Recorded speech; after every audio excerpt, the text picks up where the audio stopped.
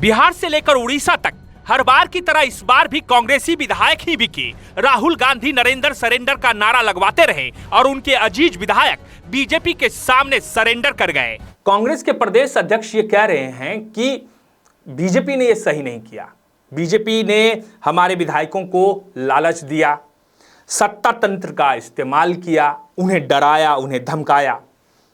Sir, अंग्रेजों का जमाना तो चला गया ना। सरकार किसी की भी हो, लेकिन लोकतांत्रिक तरीके से ही सब काम हो रहे हैं ना। दरअसल हमेशा कांग्रेस के विधायकों को ही क्यों डराया जाता है? अब देखिए, महाराष्ट्र से लेकर मध्य प्रदेश तक कई कहानियां हैं। बिकने को तैयार सिर्फ कांग्रेस के ही विधायक रहते हैं। अब जब कांग्रेस के विधायक बिकेंगे तो कोई ना कोई खरीदार तो मिल ही जाएगा ना। अब बीजेपी के पास पैसा है तो वो खरीद ले रहा है। सवाल यह है कि आपके नेताओं का जो ये तरीका है बिकने का, इसके बारे में आप लोग मंथन क्यों नहीं करते हैं? मंथन करना चाहिए ना। बिहार के राज्यसभा चुनाव में ओबीसी की पार्टी, जिसे कांग्रेसी बीजेपी की बी टीम कहती नहीं थकती है, उनके सभी विधायकों ने बीएसपी यानी मायावती की पार्टी, इन्हें भी बीजेपी का बी टीम बताया जाता है। बहुजन समाज पार्टी के विधायकों ने भी महागठबंधन को वोट दिया, लेकिन कांग्रेस के विधायक बिक गए। हमारे लिए तो सेटबैक है ये बात के कि हमारे 3 विधायक वोट नहीं दे सके। ये चाहते हैं कि निष्पक्ष जो है काउंटिंग प्रक्रिया होनी चाहिए, किसी के दबाव में नहीं होनी चाहिए। और मान लीजिए जब अगर ऐसी बात आती है, जब शिवेश राम जी को 30 वोट मिल रहा है और हमें 37 वोट मिल रहा है, तो हम ये चुनाव जीत रहे हैं। अब उड़ीसा के ही सोफिया फिरदौस को ले लीजिए। सोफिया फिरदौस राहुल गांधी की करीबी नेताओं में से एक मानी जाती है, अल्पसंख्यक समुदाय की है, और यह मानकर चला जा रहा था कि अल्पसंख्यक नेताओं में जो एक बड़ा चेहरा है कांग्रेस का, उसमें सोफिया फिरदौस के भविष्य को देखा जा रहा था। यह मानकर चला जा रहा था कि आने वाले समय में ना सिर्फ उड़ीसा में बल्कि देश के लेवल का जो है एक अल्पसंख्यक नेता कांग्रेस तैयार कर रही है।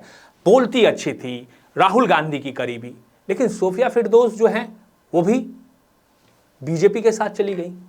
अब वहां के नेता कह रहे हैं कि बीजेपी ने ऐसा किया है। वो ये नहीं कह रहे हैं कि आखिर सोफिया फिरदौस जो है वो बीजेपी के झांसे में कैसे आ गई, या बीजेपी ने उन्हें लालच दिया तो वो इतनी आसानी से कैसे मान गई। दरअसल सवाल यह है कि कांग्रेस में अभी फिलहाल जो नेता हैं वो ठन देखकर अचानक से अपना मन बदल लेते हैं।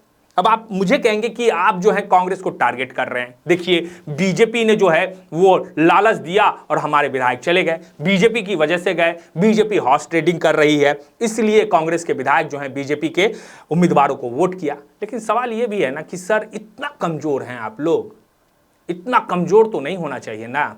महज कुछ करोड़ रुपयों की वजह से आप जो है अपनी विचारधारा को ही बदल डाले।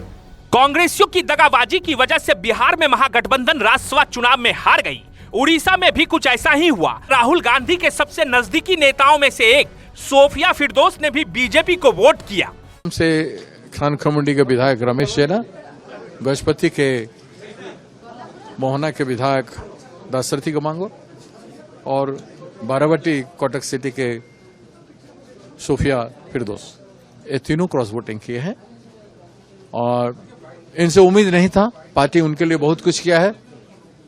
गजपति में 2 बार उसको डिस्ट्रिक्ट प्रेसिडेंट बनाया गया। अब सवाल यह है कि हर बार कांग्रेसी ही क्यों बिकते हैं? मध्य प्रदेश में जनता ने पूर्ण बहुमत देकर कमलनाथ की सरकार बनाई थी, यानी कांग्रेस की सरकार पूरे 5 साल नहीं चल पाई। कांग्रेसी विधायक टूट गए और टूटकर बीजेपी के साथ जा मिले।